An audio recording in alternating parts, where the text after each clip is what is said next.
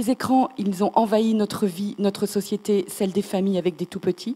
Et on est en train de se rendre compte des effets sanitaires des écrans, en tout cas de la surexposition aux écrans, soyons termes aussi sur ce terme, de la surexposition aux écrans des tout-petits. Et comme c'est nouveau, Je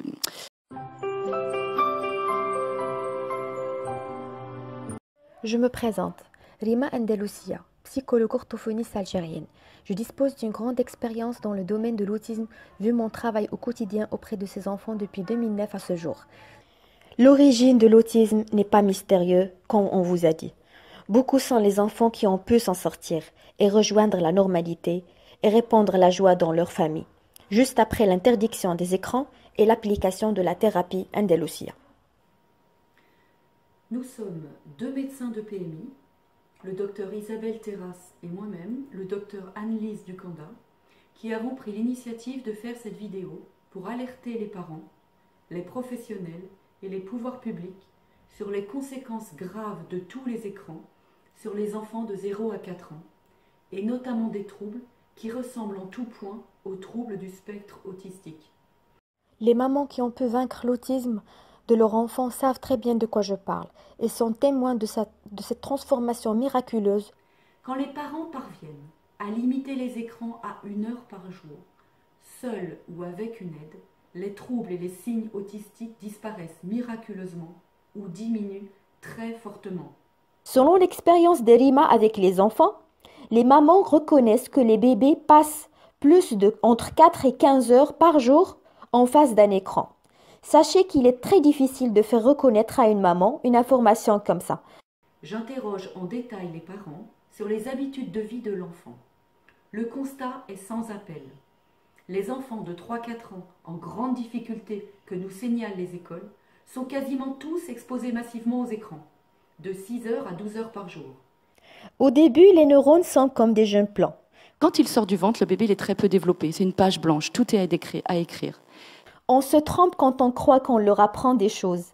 À travers des écrans, ils apprennent comme des robots à dire des mots pour chaque image sans aucune compréhension, aucun bagage. Les parents pensent que leur enfant apprend avec les écrans. Mais cela ne veut rien dire pour l'enfant qui ne parle pas encore. L'absence ou l'insuffisance de l'attachement, donc, est appelée par les psychanalystes et les scientifiques la carence du soin maternel ou bien la déprivation maternelle. Et comment elles se forment, ces connexions cérébrales? Alors la première condition pour que le cerveau se développe et ce dont l'enfant a besoin, c'est de l'attachement. L'attachement, c'est une relation privilégiée du tout petit avec son parent. Il faut savoir que la première source d'information et d'expérience est la clé qui va activer les 5 sens du bébé et la maman. Et le bébé, pour se développer, pour explorer le monde, il faut qu'il utilise ses 5 sens. Cette thérapie est un programme constitué de 6 phases. Chaque phase sera détaillée et expliquée et aura des objectifs à atteindre pour pouvoir passer à la phase suivante. Elle a élaboré depuis quelques années déjà la méthode des 4 pas. Cette théorie est conçue par Madame Rima Dodi Driouche, qui nous vient de l'Algérie et qui, grâce à ses recherches et à son travail avec les enfants autistes, a pu concevoir une théorie et une thérapie qui a permis à un nombre important d'enfants autistes de s'en sortir. L'augmentation exponentielle des troubles du spectre autistique touche tous les pays riches et uniquement les pays riches. Est-ce parce que les pays les plus pauvres n'ont pas encore été envahis par le numérique et les écrans? Nous posons la question, car nous remarquons que beaucoup de nos petits patients progressent miraculeusement au retour d'un séjour en Afrique de plusieurs semaines.